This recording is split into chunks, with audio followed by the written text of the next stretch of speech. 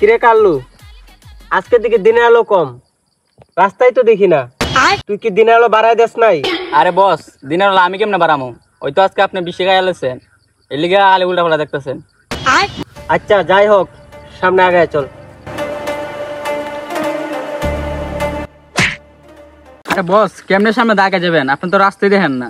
বস, আপনাদের পাগল হয়েছেন, তার প্রমাণ দিচ্ছেন এখন। তুই দেখি জিল্লুরতে বেশি কথা কস। এই জিল্লু কই? এই জিল্লু মাল দে। আর জিল্লু কোথা দিন আপনার মাল গায়ে চেপে পড়ে দিছে, এটা আপনি কেমনে জানবেন? আমি তো নিজেও জানি না। আচ্ছা যাই হোক, তুই আমার কুললে আট, জিল্লুরে খুঁজতে হইব। জি, আমার তো গায়ে কাজ নাই, দেন না 1 টাকা, আবার বড় বড় কথা বলেন। আর লাইটে আসেন, আর না হলে তাহেন। আচ্ছা রে কাল্লু, তাইলে তুই আমার হাতে ধরে নেইস, দিয়ে সামনে শুনে আবার ডেনের ভিতরে ঢুহাই দেস। সুদা রাস্তা দিকে যাই।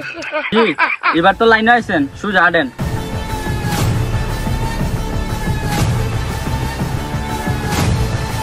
বস, এই যে জিল্লু, কইছিলাম নি আপনার মাল গায়ে একটা আলগা পড়ে রইছে।